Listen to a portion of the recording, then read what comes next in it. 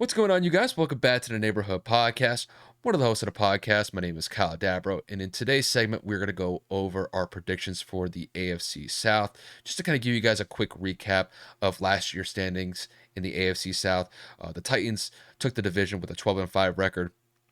In second place was the Colts at a 9-8 record. In third place was the Texans at a 4-13 record, and then the Jaguars finished out the division at a 3-14 record. But it's a new year, it's a new season for all these teams to try to claim their top spot in the AFC South. So, Kevin, to kick this one to you, who do you think is going to take the AFC South this year, and why? So, bias aside, truthfully, I think it is going to be the Indianapolis Colts. I think with the addition of Matt Ryan, obviously the additions of Ngakoue, and of course Stephon Gilmore on the defensive side, Jonathan Taylor having an incredible year, Michael Pittman having an incredible year last year, and then drafting some depth in the tight end room as well.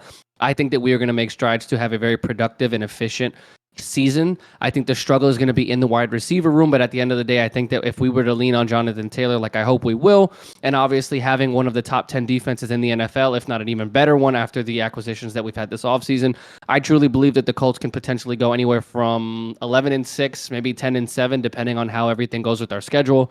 After that, I'm going to have the Tennessee Titans. I believe that with the departure of A.J. Brown and the internal quarterback controversy with the drafting of Malik Willis, I think Tennessee will struggle with the injuries that they've had on the defensive side of the ball as well. And obviously Mike Vrabel kind of being a little bit inconsistent within the play calling. I don't necessarily believe that they're going to have enough firepower to take over the division like they have over the last couple of years. So I think that they'll probably sit back maybe at a 9-8 record, also at 10-7, to kind of, like I said, depending on where they go.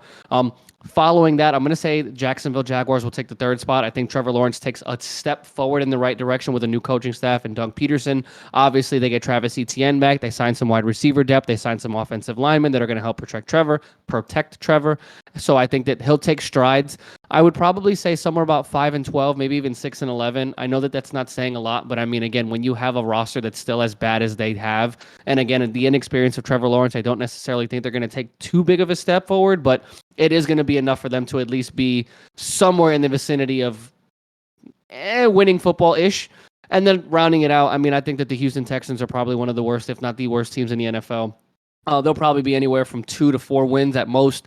I just don't really see it. The running back room is kind of weak. Obviously, the wide receiving core outside of Brandon Cooks.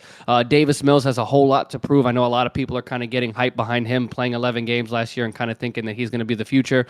But, you know, when you kind of flip it to the other side of the ball, the defense for the Houston Texans is nothing special. And we all know that the coaching staff is kind of hit or miss at best. So I think that the Colts will lead and win this division finally after a 2-year slump. And then, of course, tailing that out at the backside, it's going to be the Houston Texans.